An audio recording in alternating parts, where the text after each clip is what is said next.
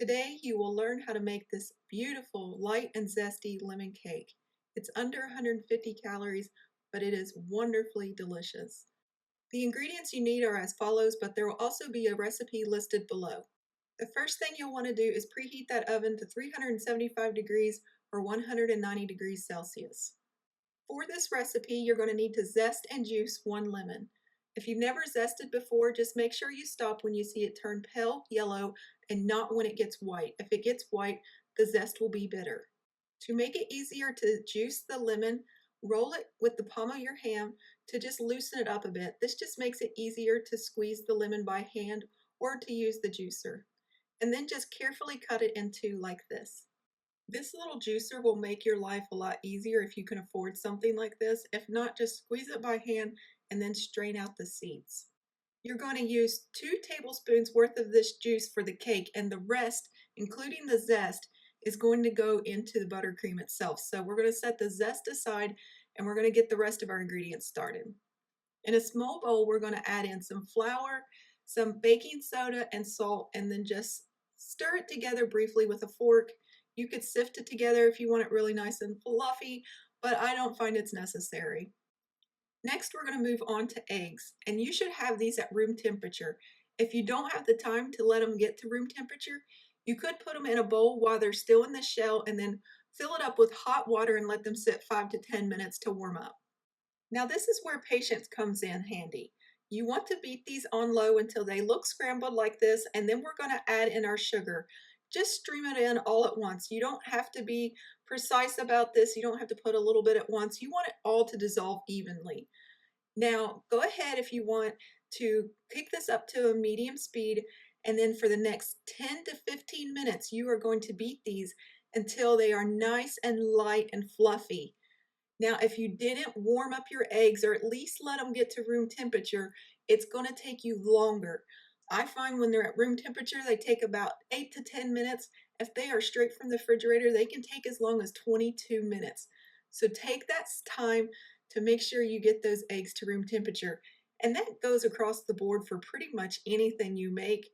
If you have room temperature eggs, you have consistent results more often than not.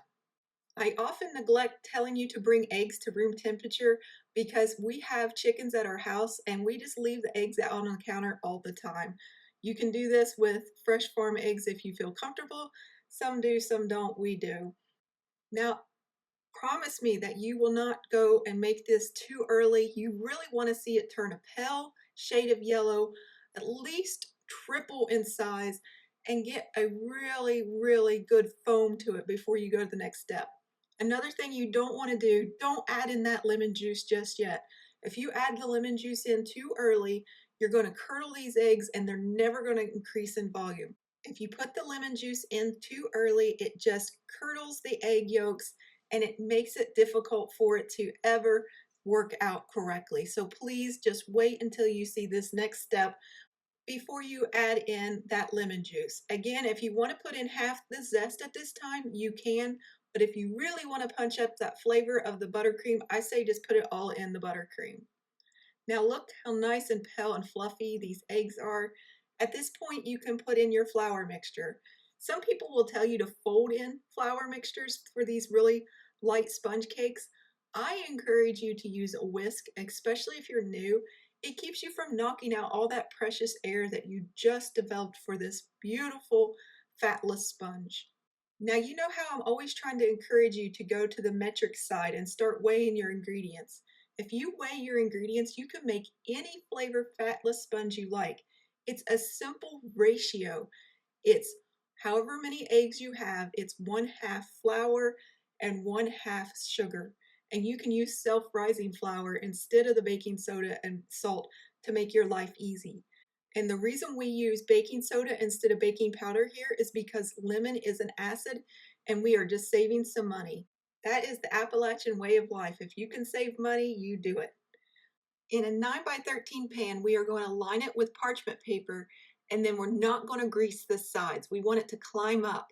We're going to pour this batter in, and then we're going to let it tip onto the sides gently. If you want, you could use a spoon or an offset spatula to get it into the corners. I just like to let it just kind of gently glide into the corners like this. Okay, the next thing we're going to do is we're going to take some powdered sugar and we are going to sift it out onto a clean towel that we use for baking. You don't want to use a towel that you're doing dirty dishes on or you're washing your hair on. Use this specifically for baking purposes. Because we didn't spray the sides of the pans, we now need to loosen it. Using an offset spatula or a knife, just gently glide it around the edges and loosen it. Now, if it's a non-stick pan, you do not want to do this with a metal utensil. You are now going to flip it out onto that sugared towel and rise it up gently while it's still warm. I recommend using gloves so you don't burn yourself, and you may struggle a bit to get it off there, but just be a little patient and you will get it just fine. You're going to peel off that parchment paper, and if you baked it just right, it should peel off in one piece really easily for you, and it should be a nice pale golden color throughout. Isn't this just a lovely sponge cake? While it is still warm, we're going to begin to roll it up. If it's too warm for you to touch, leave it just a few moments and come back. But try to do it while it's still warm because it'll keep it from cracking as much and it will retain its shape really well. Do it slowly and gently and don't roll it too tightly. You want it to just kind of glide along with you, just like this. Use the excess of the towel and just completely roll it up.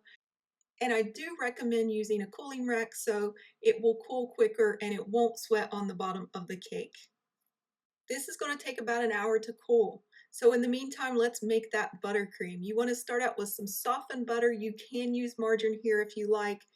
And I'm just going to use a little bit. If you want a lot more icing, double this recipe. However, if you want to keep it under 150 calories, you want to follow the recipe as it is. Cream that butter until it's nice and smooth like so. Then you're going to just start adding in your powdered sugar a little bit at a time. The reason why you don't put the powdered sugar all in at once is because you don't want it to be gritty or grainy. Next, you're going to add in all of that lemon zest, and your house should be starting to smell wonderful at this point. And you're going to beat that until it's nice and smooth like this. Now we want to loosen this up a little bit, so we're going to add in some of our lemon juice. And I want you to add it in a little bit at a time until you get the taste that you desire. It has now cooled and we are going to gently unroll this cake. Do not get in a hurry here. If you do, you're going to crack it all to pieces. Remember, patience pays off here. You want to take your time. You don't want to crack this cake. You just spent so much time getting it ready. Why not just show it a little bit of love? It'll be well worth it. In the meantime, watch Maggie watch me. She's such a great little sous chef. And if you don't know why I call her a sous chef, it's because she's always under my feet. It's just a little cute play on words. Okay, now I know you're sitting here going, why am I showing this to you in real time? It's because I want you to see how gently I am treating this as I'm unrolling it.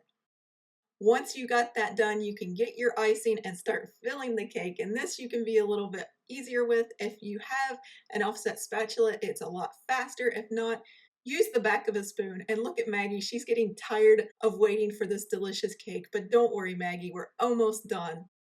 After we've got all the icing spread out evenly, we're going to roll it up just as gently as we unrolled the cake. Take your time here as well because you want to minimize those cracks. If a crack does appear, don't worry, it will still taste absolutely beautiful. The next thing you want to do is chill it down a little bit to firm up that icing. You want to put it in some plastic wrap if you can. It just helps it keep its shape a little bit better. If you don't have plastic wrap, a bag or even a platter will do. In the meantime, you can watch me fight with the cling wrap once more. As you know, I cannot stand this stuff. It always sticks to me. Now let's cut into it. You want to avoid pressing down like this, and I'm going to show you why. If you press down, you're going to have cracks in your cake, and it's just not going to look as pretty. So now we're going to want to use a sawing motion, and that just keeps it from compressing, and you're going to get a nice looking cake at this point. Unfortunately, because I pressed down earlier, I still have a crack, but as the time goes on, it will look better. Isn't this a beautiful cake though? Look at that nice little swirl of buttercream icing, and it's going to be just a wonderfully pleasant lemon taste. Let's try it out. Let's see what the dogs think of it. I know a lot of you enjoy watching this part, and Jackson actually can be seen for once. So I'm really excited about that. Maggie and Raymond and Jackson are all enjoying this cake. I don't give them the buttercream because that's too rich for them, but that's okay for them. I hope you enjoyed this recipe. Visit us at jacksonsjob.com, and as always, happy baking.